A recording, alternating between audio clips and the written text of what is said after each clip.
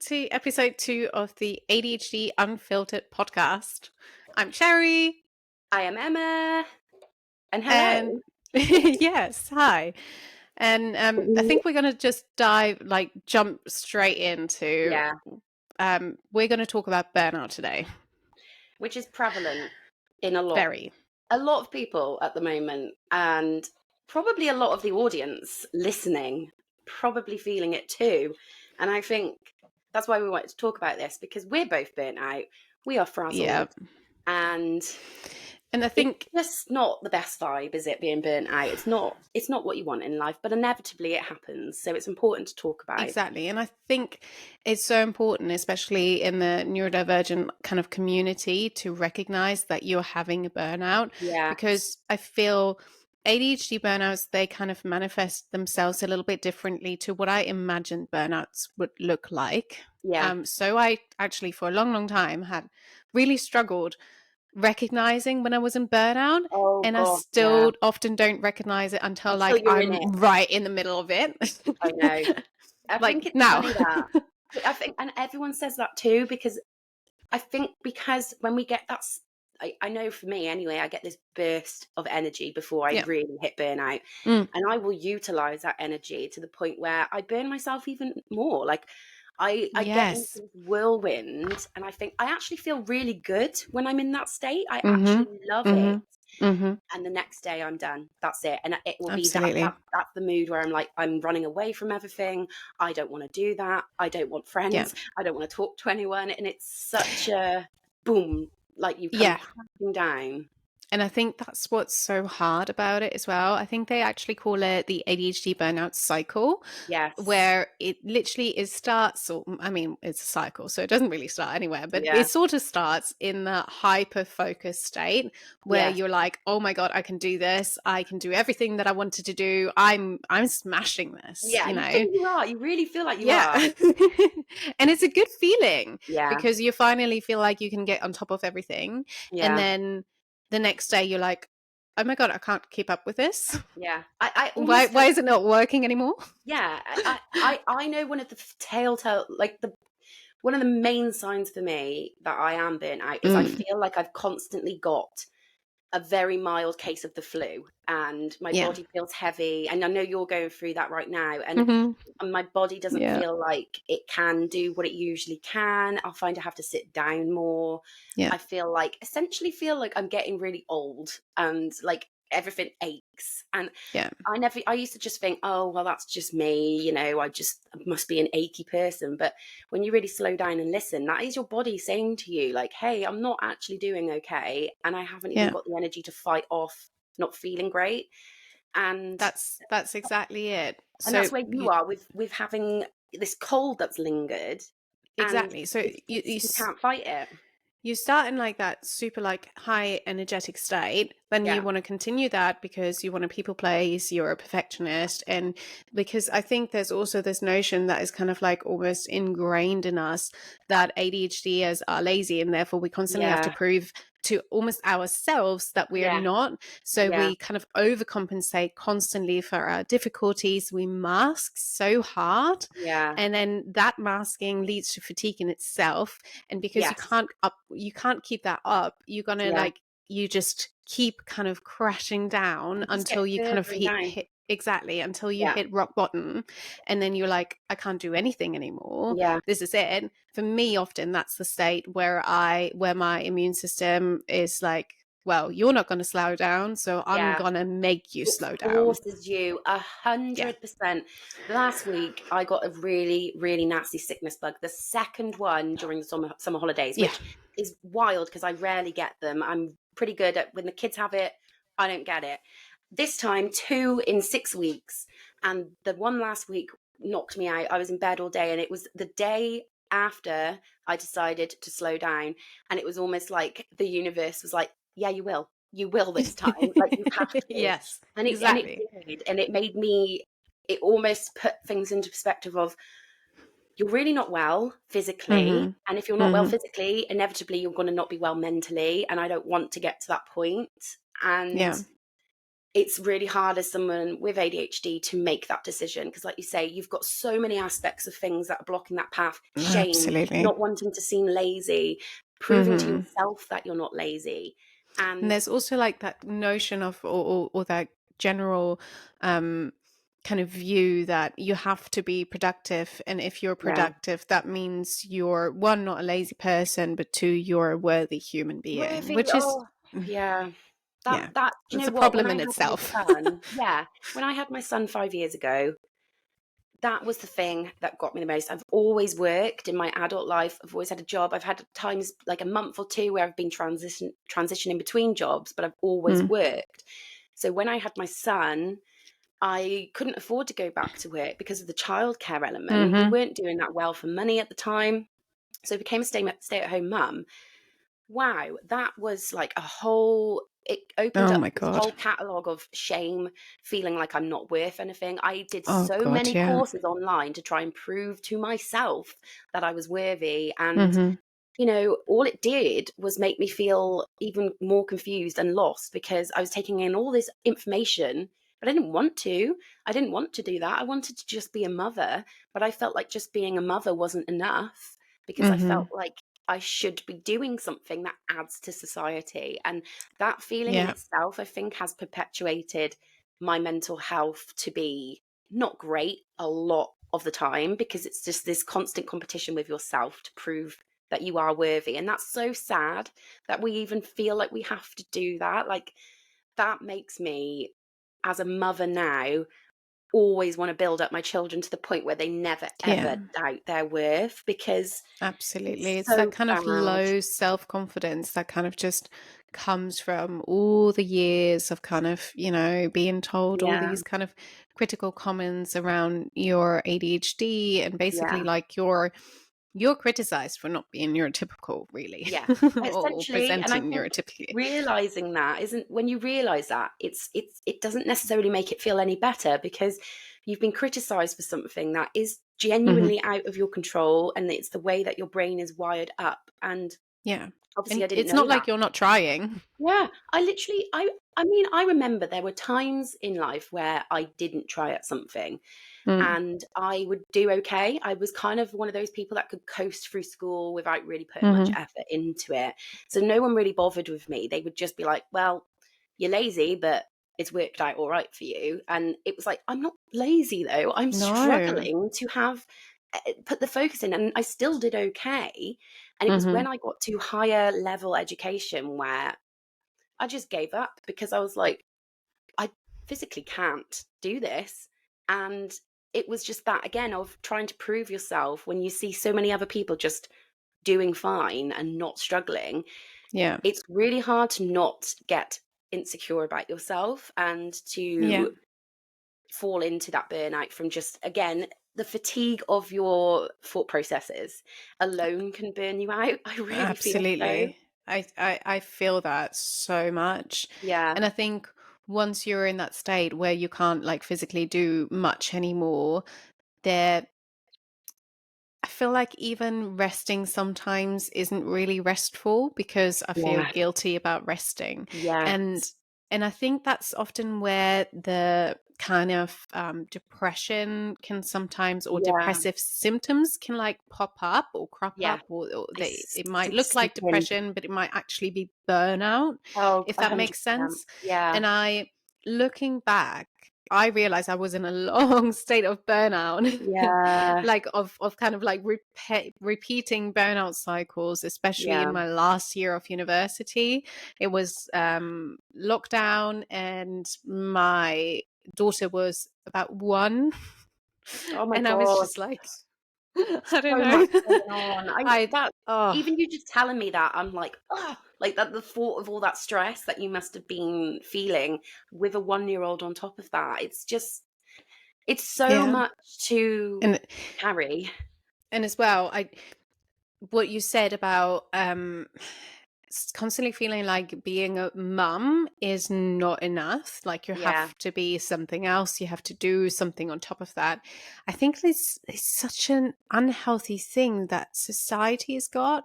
And I Yeah. noticed that once I became a mum myself, I feel like there's like constantly this pressure on mums that we can never really fulfill or live up to, because whatever you do is no wrong. matter exactly whatever you do is wrong. And I feel that a lot, actually. I mean, even sometimes it doesn't really matter what I post, there'll always be some negative comments. And God, you know, if I for example focus on difficulties of ADHD because I want to bring awareness to them, because a lot of the times there hasn't been enough awareness and it's been so overlooked and misunderstood, etc., then there'll be people being like, well, you never really talk about the positives, your content is so depressing. And then when I talk about the positives, it's like, oh, you're glamorizing ADHD. And it's like, so I can never get it right. And as a mum, it's the same. Exactly. As a mother as well, I'll talk about my experiences as a mother with ADHD, and you will get people going, well, I get that and I don't have ADHD. And I'm like, well, that's because they're human experiences. It's about the consistency and the intensity of how you're experiencing it. That's the difference. And it's also exactly. And if you've had those difficulties from a child as well, and I think a lot of the times people don't really get that when they see, like, you know, us mums talking about the struggles of having ADHD on top of being a mum. They're like, oh yeah, as you said, that's normal. But you don't understand. I've had these struggles even before I became a mum, but now they're just more pronounced because I also have and I now have this little person that I'm also responsible for when I don't even feel like sometimes I can really take care that greatly of myself. I feel that. But now I have this pressure and I want to make it perfect and I want to get it right. And there's constantly this kind of anxiety inside of me, or like kind of simmering anxiety, because you know, at one time it was really, really high and pronounced. Now it's kind of simmering. I get that. I get that. Of like, I do not want to mess her up. I don't want to mess up. I want to get it right. I want her to have a high like confidence level, but I also want her to be kind and thoughtful. And it's like, so many things to think about, and it's I get this, and really I don't want to put pressures on her either. And then you're not doing the right thing, or you feel like you're doing the wrong thing, and it's and then I sometimes neglect myself. And then when I try and put myself first, I feel like, oh, I'm so selfish because I shouldn't put myself first. I know. And I just feel like we're in this perpetual state of, I'm not doing the right thing, and that's exhausting. As a constantly mother, doubting yourself. Yes, like I'll handle something, and then I'll think, okay, I handled that okay, and then he'll go to bed, and then I'll think, I didn't handle that okay. Oh, I shouldn't have said that. Oh, I said sorry that for laughing. I shouldn't laugh, but it resonates. Exactly. And then I'll be like to Morgan, I'm like, I want to go wake him up and tell him I love him. And he's like, please don't do that. He can wait till the morning. I'm like, tell him that like 20 times before bed. Oh my God. Do you know, this hard. This morning was a really hard morning for me, and I'm going to be completely honest. So usually, and we talked about that a little bit already in the previous podcast episode, I kind of go down the gentle parenting, respectful parenting route of like trying to like model respectful behavior in the hopes that she'll you know, learn from that, because it makes sense. But basically this morning there were a lot of kind of like almost triggers for emotional dysregulation. So one, I hadn't had any water. Don't know why. No. Just hadn't. Yeah. Because why should I? I didn't even have my coffee. So there's literally nothing. Yeah, double whammy. Then I didn't have anything to eat because, again, I made her breakfast. Yes, same. They always get breakfast, I don't. Yeah, exactly. So I got her everything ready. The only thing that we had left to do was one, brushing her hair and my hair. And two, putting on sunscreen, because we for some reason have late summer, which is lovely but also confusing. I don't think it's lovely. I'm angry about it. You were ready for the autumn vibes. Clothes on. I'm like, I'm wearing them. Anyway. And basically I then was like, okay, it's 8:15.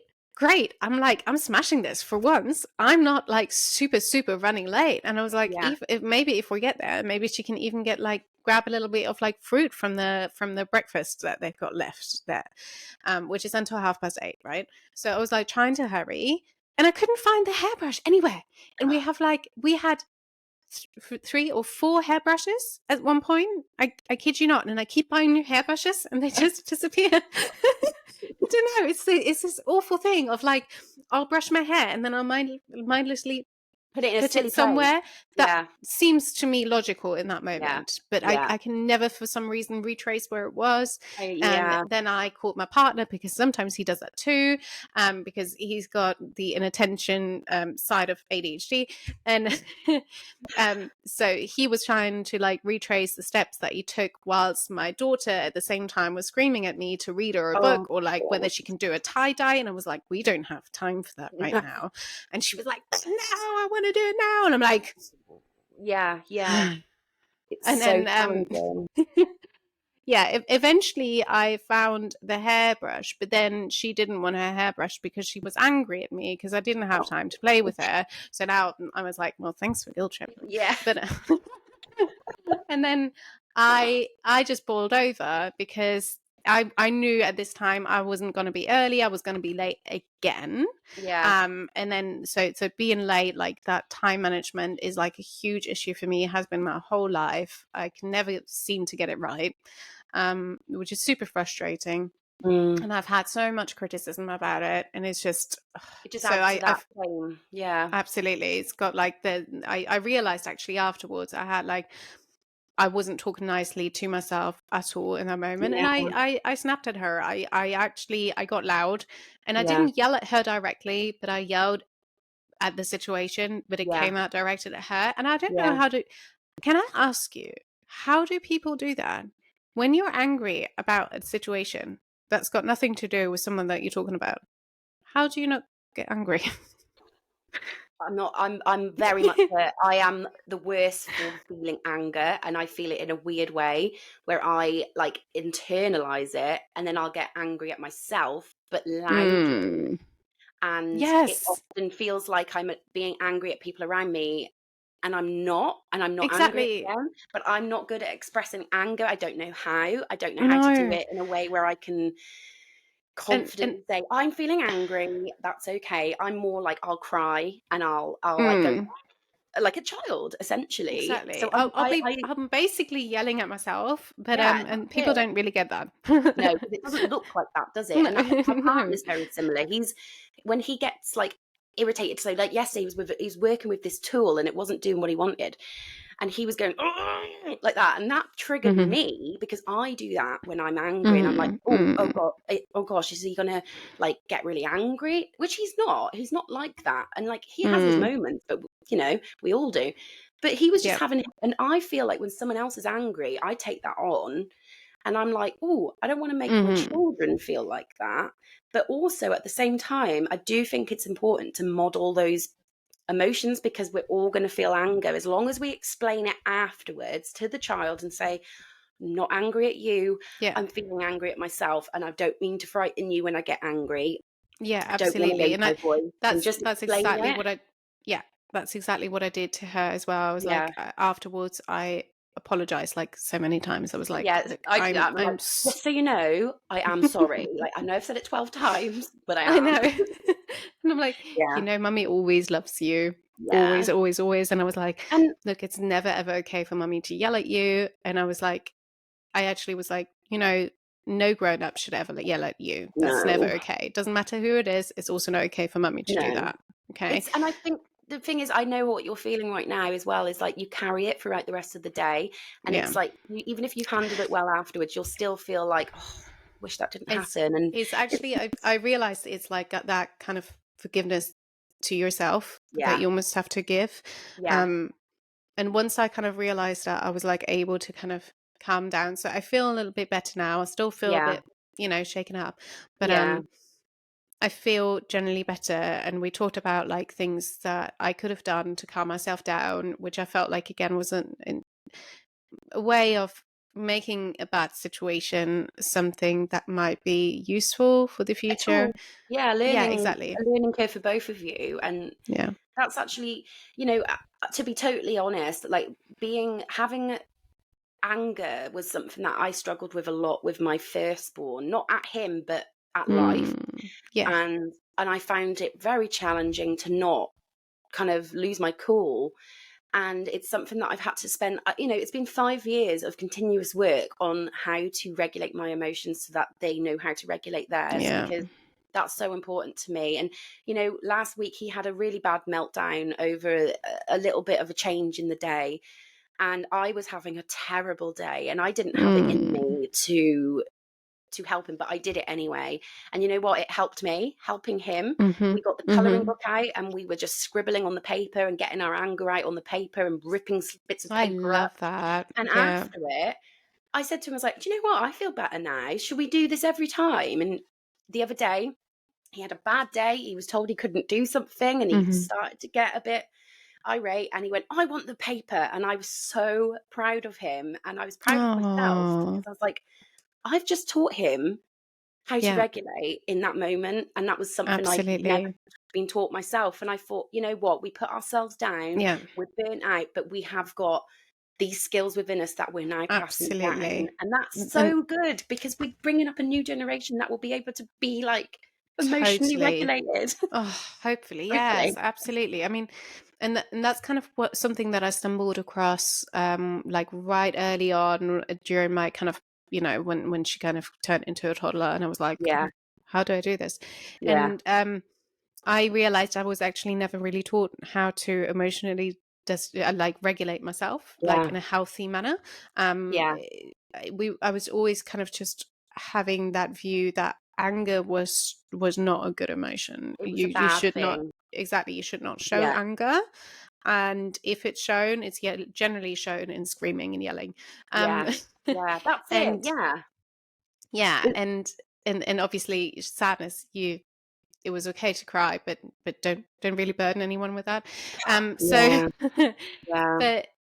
so I was kind of like going through that whole thing of, okay, how do I actually work through my anger? How can I teach her something that I have no idea about? It stresses And me out as well, because it's like, how? But exactly. then I think being And online, you get those tools, don't you? And I realized actually a lot of the times my anger stemmed from like overstimulation and overwhelm, and a lot of the times that like triggers the anger in me. 100% same as you. You've got this, And it's like like a thermometer. It's slowly building up that level, I can and then it feel gets it to that point. inside me, like that It's like tension in my energy. chest is like it's building up until it like overflows. And it will be like one, like for instance, toddlers, they're very touchy-feely, and I love Max to bits, and he's so snuggly, and I love it. But there'll be like one time where he'll just flip his head back into my head, or something that physically hurts. And for me, I have to really genuinely have to look to the side and count to 10, and then I'm okay. But in the past, I would have been like, oh, ow, that really hurt. And it's like, I don't want to be like that. I don't want to react like that. But I know sometimes I've had to really really work through that myself. And even like in little moments where I myself I could almost see a child version of myself, if that makes sense. And like times where she accidentally would spill something or break something, rather than yelling at her and being like, oh my God, why did you do that? And how could you? I take a breath, because I recognize that's a trigger for me. Because, but I recognize she didn't do that. She didn't do that on purpose. No, as much as I never do it on purpose, So I was like, oh dear, that happens. Let's clean it up together. Do you know where I think the rage from that comes from sometimes, of a spill, is for me anyway, like with them now, I'm like, do you know what? It's fine. The floor is wood. We can clean it. It's not a problem. But back in the day when it was carpet, for me, it was we still have carpet in the lounge. but it was like this extra step of, oh my God, I've got to do that now. I've got to deal with that. I've got to scrub that. And I'm already at capacity of what I can do. And I think a lot of it is panic and just like, oh my God, I haven't got capacity for this. All the extra kind of executive functioning skills and like steps that you need to now have and work through. Absolutely. And I think being burnt out makes it 10 times harder to do any of what we've just spoke about, to regulate yourself, to regulate Absolutely. little humans. And I think more people need to talk about this when it comes to parenthood.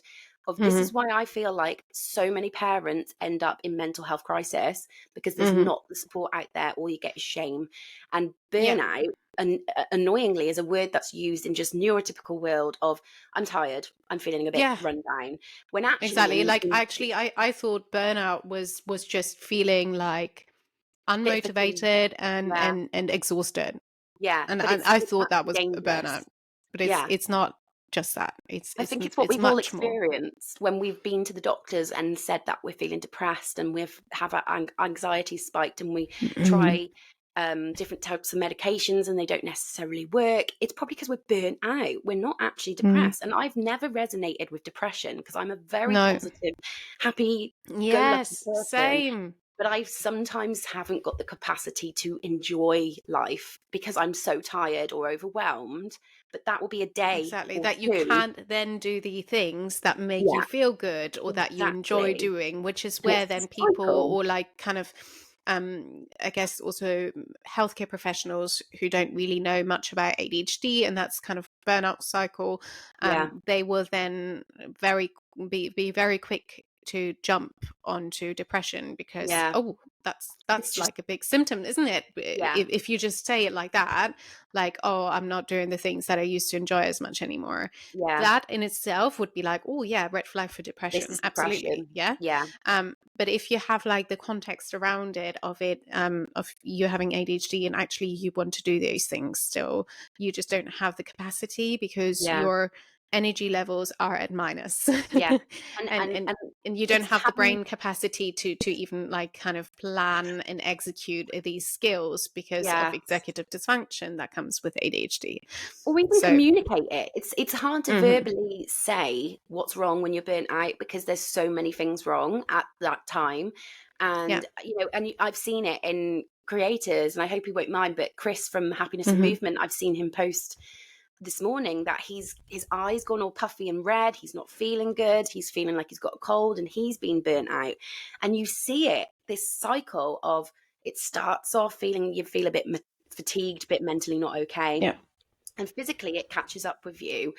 And that's not, mhm, that's not okay. And I feel like that is the difference, where with yeah, depression it's consistent and it's quite a long period. yeah. Burnout seems to be fleeting, and it Absolutely. can be It's in kind it of for like up and ages. down, isn't it? Yeah. Which is often also where sometimes, again, healthcare professionals might jump to the bipolar Oh, conclusion, yes. because it's so up and down, isn't it? So Yeah.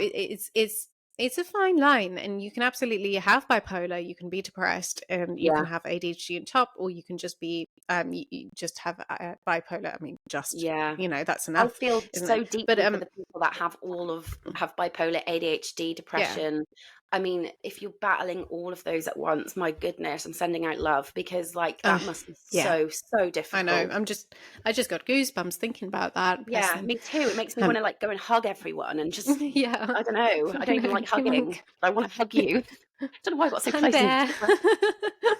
Yeah, absolutely. It's And I think it's just, it's, for me, burnout makes me feel mm, like I'm just a rubbish person. It makes me hmm feel pathetic when I'm in that mood, and I'm not, and you're not pathetic, but that's how I feel because I exactly. can't keep up to the normal And that's kind standards. of where like some of my favorite kind of strategies come in.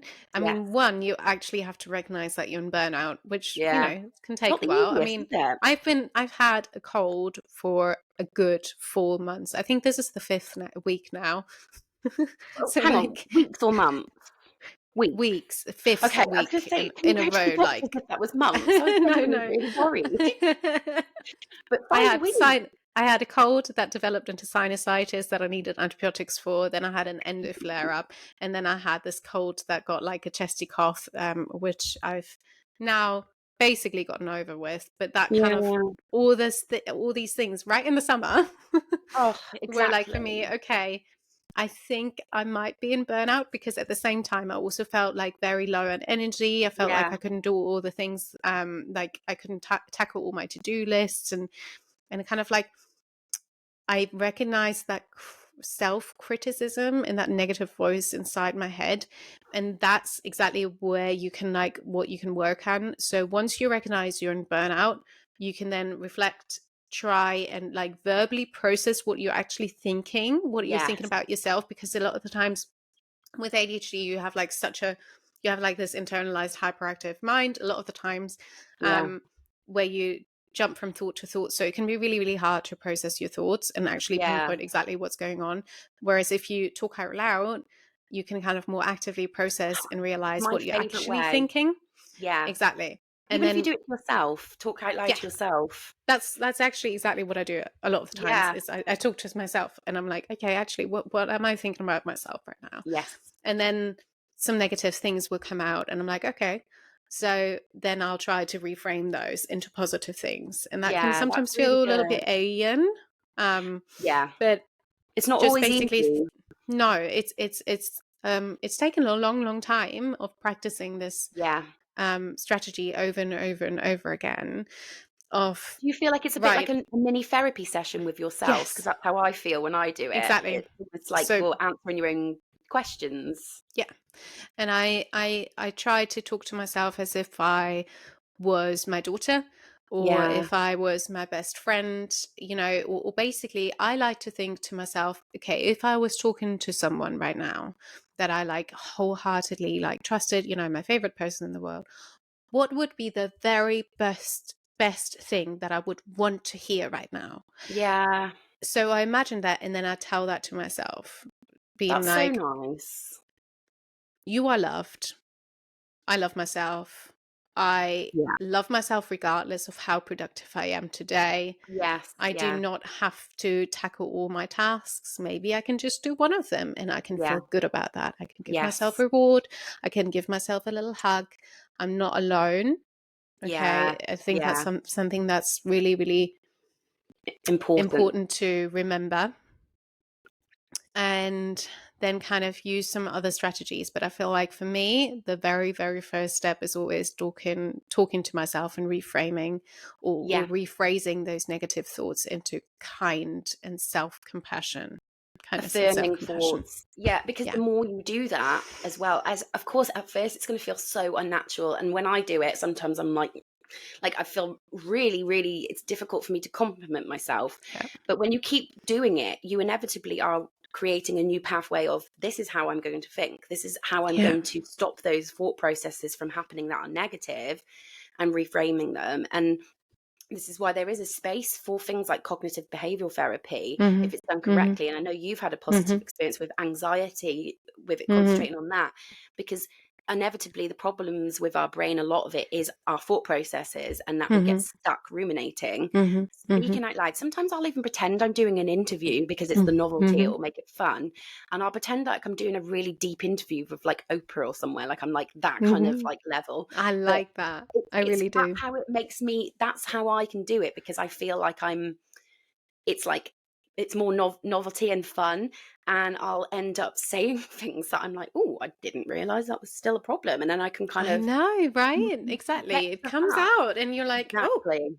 And I thought I worked through that. Yeah, and then you're like, hold up. But I find it difficult to write down my feelings because I get bored. I know that sounds so silly, but I do. I get irritated, and I can't write it as quick as I want to. And exactly, I just exactly wanted to say that. Yeah. I get so frustrated that my handwriting isn't as quick as my thoughts. Yeah. And then by the time I finished my handwriting, my thoughts are already 20 steps ahead, and I'm like, I know. This is pointless now. And then it looks messy, and then I'm like, and then it looks messy, and nobody can read it. And my handwriting throughout school has been that's been a whole other issue. I was always told I've got the perfect doctor's handwriting. Oh God, where you can't read a single the prescriptions I've had, I'm like, are you trying to kill me? Because they can't read that. But that's something I've always been someone that's very much, if there's a problem, I want to find a way where I can help myself.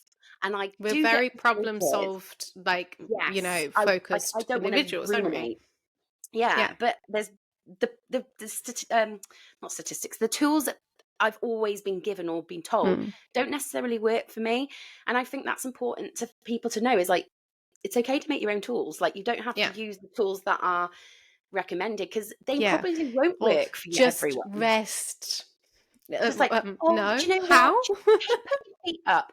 I'm already putting my feet up and I'm ruminating about something I did 12 years ago. Like, I can't do that. So, like, Or I've it's put my not feet easy. up, but I'm actually thinking in my head about all the things that I should be doing And instead I want right to now. paint the downstairs toilet at 12 o'clock at night. Exactly. Or I mow think the lawn. exactly. And I think for us, our brains are always going to be like that. And if it feels better to pretend you're having an interview and talk about some really deep, difficult things, do it. Yeah. Who cares? Record yourself. Sometimes I've Yeah. got so many videos of me having a heart to heart with myself where I'm like, just say it as if you're talking to someone. And I felt so much better after it. And I've been like, Absolutely. okay. That verbal So, processing oh, it's is huge. gold. And we are neurodivergent people are more likely to find that to be a resolution to problems, and we tend to go over and over and talk it through with different people. And whilst that, you've always got to ask. You've always got to ask if it's okay to do that. You can't. I don't think it's okay to just spill out on everyone without Sure, madam. asking for if they have the space to, because they may be going through their own stuff. But if they have the space to listen, you talk it through. And one thing that helped me, and this might sound silly, some people might be like, well, I do that anyway, but when it comes to cooking, when I'm burnt out, it's so difficult for me to even think of what to cook.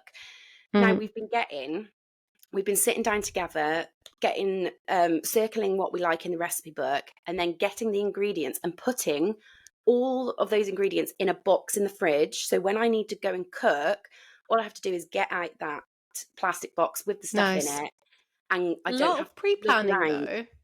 Pardon? I'm just thinking. I think that sounds really good, but wouldn't it be a lot of kind of pre-planning involved, or does your partner help with that? It's basically, we sit down on a Sunday evening, and that's basically just a quick. Do you like that? Yeah, okay. Because I quite like that doing actually, putting it all in little boxes together. It's just putting it. Basically, it means that when it comes, you've got to have that initial talk or plan. But when it comes, put it all in one bit. So then when I go to cook a chicken curry, I've got it, like the chicken, I've got the herbs or whatever, and everything is needed where it is. It's not foolproof. There's always going to be times where I'm like, I don't want to cook that. But at least I've got it there, and I can see the dates when everything's going to expire, and I know where I am. I also want to do a little checklist on the fridge of when things expire and what's actually I in should there. really do. But I probably won't do it. I so often get literally, I'll reorganize my fridge or try to partially reorganize my fridge whenever I do a big grocery shop in order to make space, because I have that sense of urgency then to finally get through it and look at what is expired. And a lot of the times I find little so-called treasures hidden in the very back of the fridge, or in little drawers, and I'm like, I didn't know we still had that. I've had that with cucumbers. I'm so cucumbers. They go yucky. Get so disgusting. Not a fan. Do you know what? I have to almost whisper because I feel embarrassed.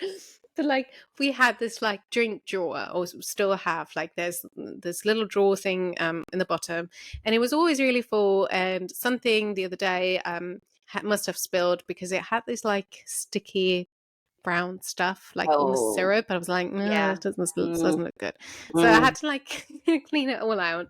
And whilst I was cleaning out, I was like, I should probably check the best before dates of those bottles, because I've not actually done that before. And I was like, maybe that would actually make more space. It's a sensible thing. And I realized there were some protein drinks that the best before date was 2022.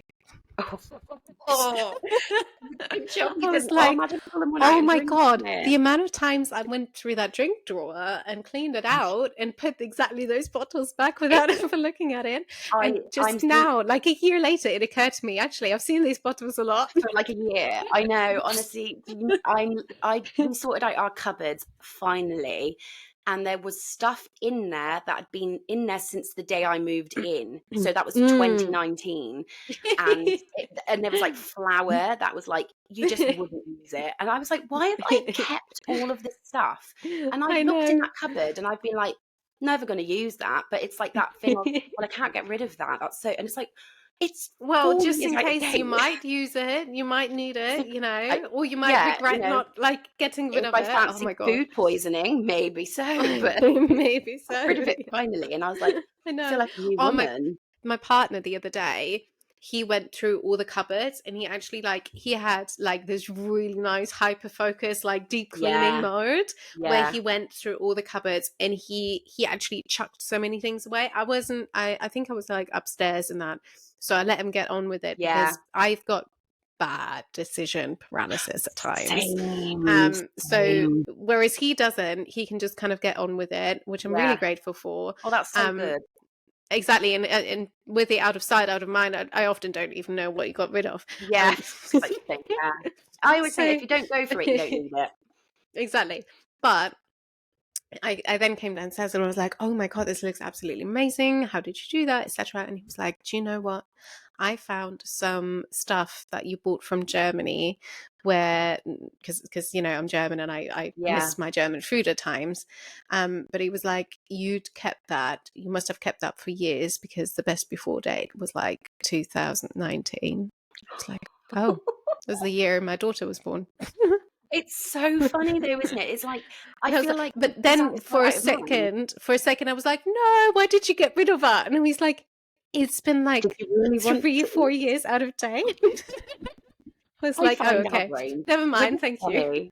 It is. I think it's just, it's hard though, because like, again, with the decision paralysis, I'm tired of making decisions. And I said this to my partner the other day. Decision I was like, fatigue, isn't it?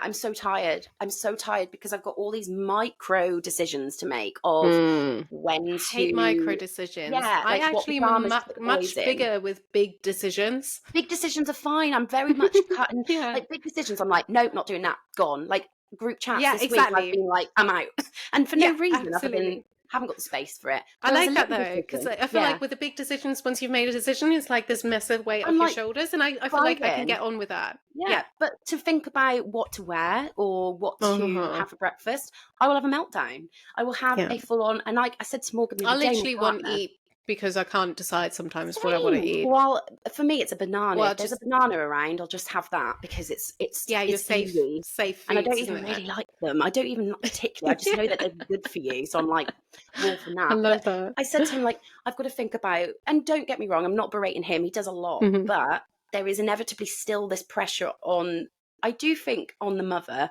to be Yeah, the like the default default parent parent, and to basically. come up with the meals. Like, that's why I'm like, you're getting roped into this with me on a Sunday evening, and you will tell me what you like because he's the fussy one in this house. So, and then it's like little things like, you know, what to do, like with the children, like how do I keep them happy? What decisions do we need to make? And when do I need to book them in a dentist The appointment? planning. It's thinking about 4 people in my household, including myself and 2 cats. Mm. And it gets to the point where I'm like, I don't want to make a decision. You make a decision. Or he'll ask me, Yeah. oh, do you Do think you know this is what? okay I for don't Max to actually eat? care. I couldn't Yeah. care less. I I'm just like, want a decision do to what be you do. made. And I said to him, I'm like, I said the other day, I was like, you are 34, my love. I think you are more than capable of making that decision. And I was like, don't Oh my care if it came God. off passive Oh my aggressive. God. What Make you it just yourself. said, I kid you not, is pretty much almost word to word what my partner said the other day to me. Oh, bless. I love I that just had a though. flashback. Sorry, I'm triggering you. Oh my God. Do you know what though? Like, Morgan said to me, I'm a bit It's of a like hypocrite. he'll often like ask me what do you want to eat, and I'm like, I don't care, I don't know, I don't even No, know the just feed options of me. what there are exactly. And like a lot of the times, the problem is like I because I have like this bad time blindness thing. Actually, I Yes. only realized the other day how bad it actually is. When I like Yeah. had my to-do list, and then I saw the estimated finish time, and I was like 10 to 8 p.m. Oh my estimated gosh. finish time. And I was like, I estimated all the lengths of those tasks myself. And it all put together, I saw like it would take about like 8 hours or something, and I was like, that's fine. I Yeah. can probably mow the lawn, and then I only saw the estimated finish time, and I was like, maybe I don't actually have time. Yeah, it's funny how I get that. I underestimate how long something will take, and then I'll get Massively. into it, and I'm like, like honestly, I just started I painting the downstairs toilet, and within 10 minutes, I was like, no, no, no, not sure why I've done this to myself. I'm burnt out. I don't know why I thought that getting the paint I out would be a good idea. I do this so often with a garden. We've got like a front garden, which Yeah, is it's so bad for like weeds like growing, yeah, because we don't same. actually have a parking space over there, and there's like massive cracks. I mean, we're renting, but like there's these cracks in the stones that just like let the weeds grow, and Yeah. it looks like nobody's lived or kept this property for like a few months, just Oh, it in the looks like space that of a couple too. of weeks. And sometimes I'll be like, right, let's crack on with this, but I'll massively underestimate how long it Oh, actually takes yeah. me. Also, how And then much effort, energy it takes as ugh, well. and then by the time I'm like halfway through, I'm like, I'm done. I don't want to do Yeah. this anymore. Dopamine is gone. Oh, stupid dopamine. Honestly, it causes me so many problems because I'm like, right, Yes, I'm going to crack on this. I'm so in the exactly. mood, and I've then got like I'm like, this. yeah, and And then then yeah, instantly I'm like, why? Like, why am like I 5 minutes, here? 5 or 10 minutes. I mean, sometimes it varies with this, with what it is, but like Yeah. pretty much reliably halfway through, or like around halfway through, I'll get to the point of why did I do this? Why Yeah. Oh did I my think this was a gosh. good idea? I actually, I don't want to I, finish this. Like sometimes oh, I'm even like like 3/4 through, and like literally there's only so much so left to do, close to the and end. I'm done. I I really want to finish this, but I'm done. Yeah, and I I cause my burnout. I am the cause of my burnout because I genuinely go into, I'll take that on. Yeah, I'll do that. That's fine. And I'll do all these things when I'm in a really good Mhm. mood. Like today, I'm in a good mood now. I'm like, Yes, because we I'll probably do overestimate something our like crazy. With the capacity and like team. capabilities, right? And, Yeah, and mine is, I absolutely. honestly, my capacity, if I'm truly honest, is probably about that right now. Like if there's not much, but I'll still be like, great That's idea. good. I'll do that. Got And plenty. in fact, before I started getting loads of clothes out of my storage thing to just give to charity, halfway through, I was like, oh, like I'm so angry at myself because I was just like, Mm, I've got things to do today. My son's still yeah. not in his nap. Why did I think now is the best time to do it? But with our brains, it's very Literally much, every time, like it's not a good time to do it. but you I really want want to to do it in start that something, time. and my partner, like literally so many times, he's like, "You're so random." He's like, "What?" He's like, I never really know what to expect with you next. Because like we'll be wanting to leave, and literally, I kid you not, I at once, I raked the grass Oh, yes. with like through for dead leaves and grass, and that was we were already probably 10 minutes late at that point, and he found me there, but I didn't like do it with an adult rake. I did it with a children's one, like a toy one. So it's not even doing the job as well as you could. I find it so funny because it's like, It was I do like that. he looked at me and he was like, what are Are you you doing? okay? And I'm like, I really needed to do this because otherwise the grass is probably going to die. Mate, I literally think this. I'll leave and I'll be like, that looks messy. And we'll be getting in the car and Morgan will be getting the kids in the car and I'm like pottering about trying to make the plant pot look nice. That's like got no plants in it. But I'm like, if I move it here, it will look better. And it also, again, do you know what it comes from again? Shame. I don't want to look like I don't look after my home. And I don't want to look Yeah. like I don't want to be the one on the estate where, I mean, every house here seems to have a really lovely front No, garden, and I'm mine, like, can you stop having for nice front me, gardens, please, for just a exactly. moment? Like, I'm like, who, like, why? Like, I feel Like, like what are with they the doing front with their gardens, like, I time? don't even like get to enjoy it. You No, know, I'm if I go out in the literally, front garden, it's because I have to, because I don't want to be perceived by anyone. Okay, I don't want people looking at me when I'm chilling. The back garden, I still don't feel like, because you've got other houses that can potentially uh, look. I'm someone that just wants to live in the countryside in the middle of a mm, forest where I can let my garden be unruly and let the bees and the butterflies have a great time and no one has to mm. care or judge me.